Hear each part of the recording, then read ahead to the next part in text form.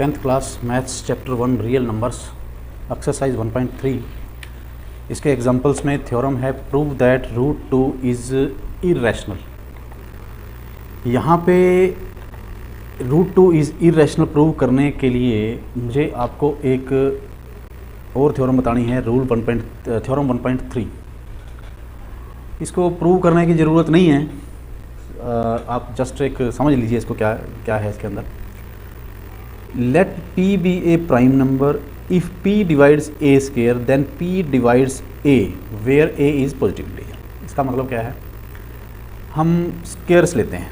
मान लीजिए 1 का स्क्वायर है 1, 2 का स्क्वायर है 4, 3 square is equal to 9, 4 square is equal to 16, 5 square is equal to 25, 6 square is equal to 36, 7 square is equal to 49, 8 square is equal to 64, 9 square is equal to 81। मैं यहाँ तक ले लेता हूँ और भी आप ले सकते हैं।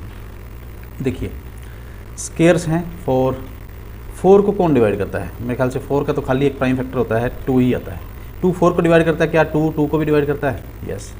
9 को 3 डिवाइड करता है, क्या 3 को डिवाइड करता है? यस। 16 को 2 और प्राइम लेना है हमने, 2 ही इसका प्राइम फैक्टर आता है। 2 16 को डिवाइड करता है, 2 4 को भी डिवाइड करता है। 25 को 5 डिवाइड करता है और 5 को भी डिवाइड करता है। 36 का प्राइम फैक्टर आते हैं 2 और 3, आप चेक कर लीजिए। 36 2 18 2 9 3 3, ठीक है, 2 2 3 3। तो प्राइम फैक्टर 2 और 3 हैं। 2 और 3 दोनों जो है 36 को भी डिवाइड करते हैं, दोनों ही 6 को भी डिवाइड करते हैं।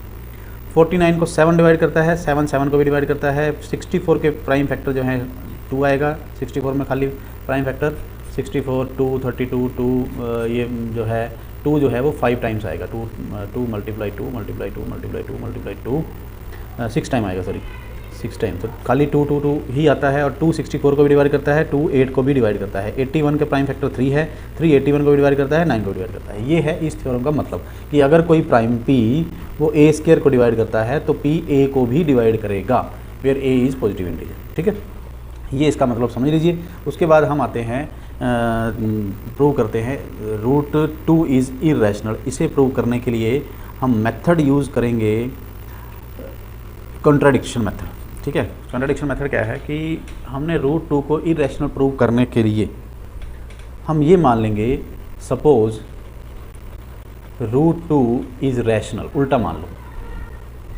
ठीक है। उल्टा मानने से क्या होगा कि रैशनल लेके हम चलेंगे रूट 2 को, कुछ ऐसा रिजल्ट आएगा जो कि प्रैक्टिकली या मैथमेटिकली पॉसिबल नहीं होगा। ठीक है, तो वहाँ से हमारा ये होगा कि हम रूट 2 को रैशनल ले ही नहीं सकते कभी। ठीक है, तो क्या करते हैं, रूट 2 रैशनल है। अब रूट 2 अगर रैशनल है तो रूट 2 को, रैशनल की डेफिनेशन क्या है, रूट 2 को p अपॉन क्यू की फॉर्म में लिखा जा सकता है। ठीक है, सपोज़ p और q जो है को प्राइम नहीं है। को प्राइम नहीं होने का मतलब क्या है कि जैसे 6/8 किसी ना किसी टेबल पे कट सकते हैं, 2 3 जा और 2 4 जा। अब ये को प्राइम है 3 और 4। 3 को प्राइम का मतलब है कि वो किसी उनका कॉमन फैक्टर ना हो। ठीक है, कोई भी, मतलब कि हम ये शॉर्ट कॉमन लैंग्वेज में कह सकते हैं कि शॉर्ट फॉर्म में होने चाहिए। अगर p और q शॉर्ट फॉर्म में नहीं है, जो जिससे भी कटते हैं, जो भी इनका कॉमन फैक्टर है, उनको काट के सपोज आ गया a अपॉन b। ठीक है, तो हम ये मान के चलते हैं कि अगर वो प्राइम फैक्टर कोई रैशनल है, अगर कोई नंबर रैशनल है तो उसको a अपॉन b में लिखा जा सकता है। a और b को प्राइम है और b या फिर q जो है वो नॉट इक्वल टू 0 होना चाहिए। ठीक है, then we can find 2 co-primes a and b such that b is not equal to 0 and root 2 is equal to a upon b।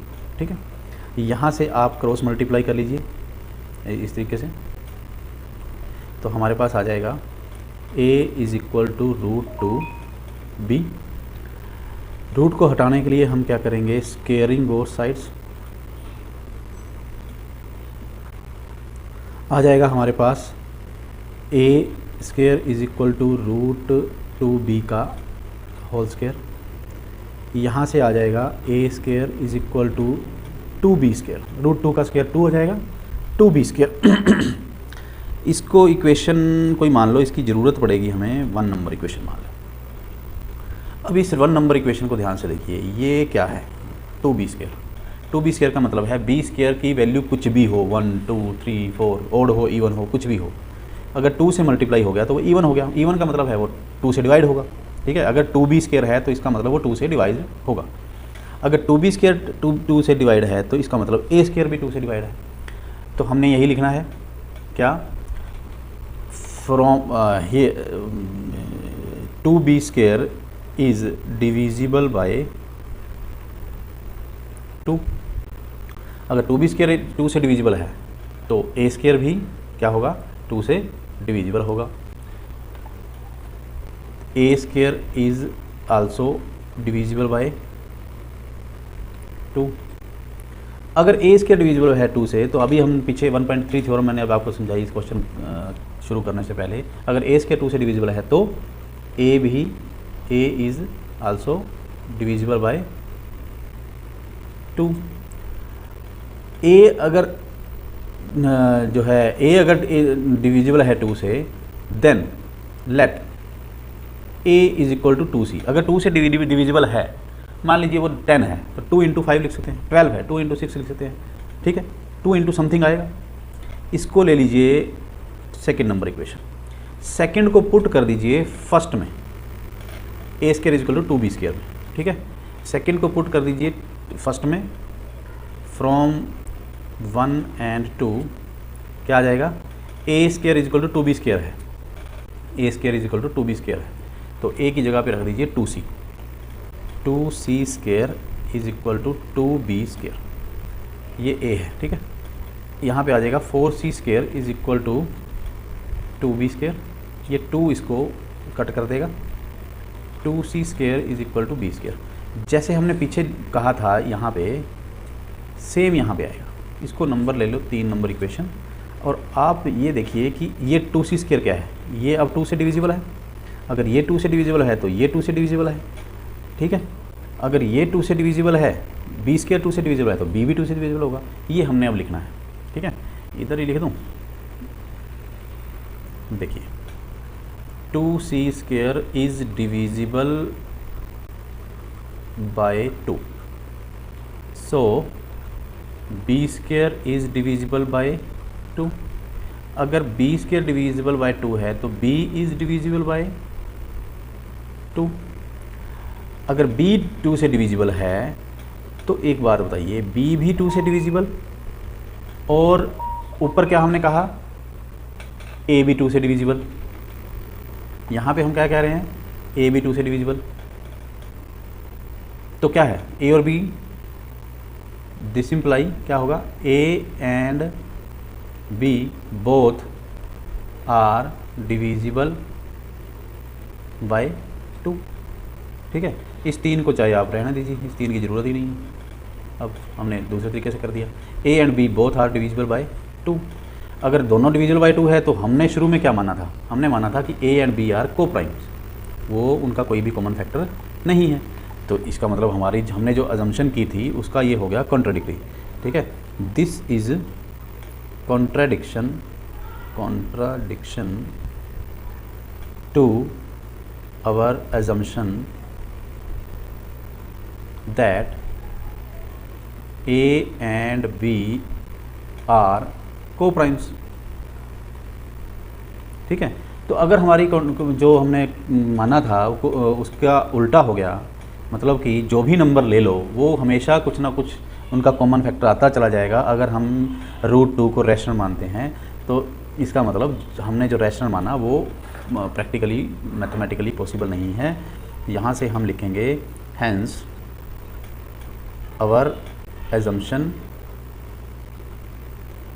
that √2 is rational is wrong, and accordingly √2 is irrational, ठीक है।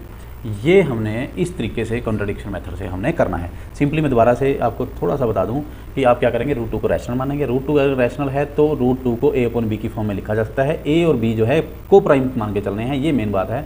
अगर a और b को prime नहीं भी हैं तो हम उनको काट के c/d ले सकते हैं, वो लिखने की ज़रूरत नहीं है, आप डायरेक्ट को प्राइम लेके चलिए।